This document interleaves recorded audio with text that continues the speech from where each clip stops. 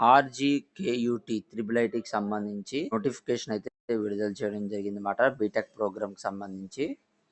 So ఈ వీడియోలో ఈ నోటిఫికేషన్ గురించి క్లారిటీగా అయితే చెప్పబోతున్నాను. దానికంటే ముందుగా మన ఛానల్ ఫస్ట్ టైం ఎవరైతే చూస్తున్నారో సబ్స్క్రైబ్ చేసుకోండి.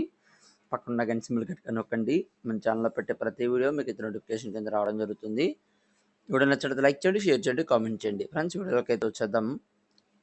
ఆన్లైన్ అప్లికేషన్స్ డేట్ చూసుకున్నట్లయితే కనుక 8/5/2024 11 AM నుంచి అయితే ఆన్లైన్ అప్లికేషన్స్ అయితే తీసుకోవడం అయితే జరుగుతుందన్నమాట. సో ఈ రాజీవ్ గాంధీ యూనివర్సిటీ ఏదైతే ఉందో knowledge technologies triple IT BTech ప్రోగ్రామ్కి సంబంధించి 6 years అయితే ఉంటుందన్నమాట. ఈ క్యాంపసెస్ అనేది నూజివీడు, ఇడుపాయల, ఒంగోలు, శ్రీకాకుళంలో అయితే ఉంటుంది. ఇంట్రెస్ట్ ఎవరైతే ఉందో వాళ్ళు ఏపీ ఆన్లైన్ సెంటర్స్ కానీ యూనివర్సిటీ వెబ్సైట్స్ ద్వారా కానీ నోటిఫికేషన్ అయితే అప్లై చేసుకోవాలని చెప్పడం అయితే జరుగుతుందన్నమాట. సో ఇది 6 years ప్రోగ్రామ్ అయితే ఉంటుంది కదా. 6 years ప్రోగ్రామ్ని 2 stages కింద అయితే డివైడ్ చేయడం జరిగింది. ప్రీ యూనివర్సిటీ కోర్స్ కింద, బీటెక్ 4 years కోర్స్ కింద అయితే చేయడం అయితే జరిగిందన్నమాట. ప్రీ యూనివర్సిటీ కోర్స్ కింద 2 years mathematics, physics, chemistry, English, Telugu, IT, biology అయితే చెప్పడం అయితే జరుగుతుంది. అలాగే 4 years కింద అయితే chemical engineering only at Nuzvid and RK వ్యాలీలో అయితే ఉంటుందన్నమాట. ఈ క్యాంపస్లో మాత్రమే.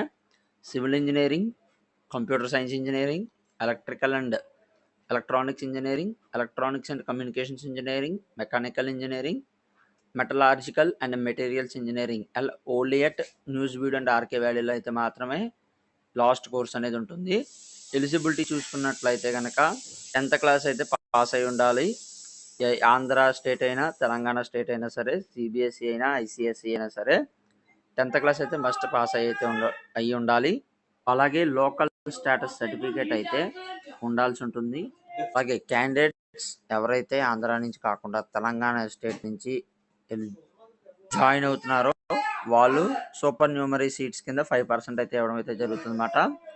ఇంటర్నేషనల్ స్టూడెంట్స్ ఎవరైతే ఉన్నారో all be of Indian nationality or persons of Indian origin or overseas citizen of India or card holders. Admission ఎలా ఇస్తారని చూసుకున్నట్లయితే కనుక 85% సీట్స్ అనేది ఆంధ్రప్రదేశ్ స్టూడెంట్స్కి అయితే ఉంటాయి. రిమైనింగ్ 15 సీట్స్ ఏవైతే ఉన్నాయో both Andhra Pradesh and Telangana seats అయితే ఇవ్వడం అయితే జరుగుతుందన్నమాట. అలాగే లోకల్ అండ్ అన్రిజర్వ్ కేటగిరీస్ ఎవరైతే ఉన్నారో వాళ్ళు SC 15%, ST 6%, BCA 7%, BCB 10%, BCC 1%, BCD 7%, BCE 4%, physically handicapped 5% అయితే ఇవ్వడం అయితే జరుగుతుంది. క్యాప్ పర్సన్స్ ఎవరైతే ఉన్నారో 2%, ఎన్సీసీ వాళ్ళకి 1%, sports and bar scout guides కానీ 0.5% అయితే ఇవ్వడం అయితే జరుగుతుంది అన్నమాట.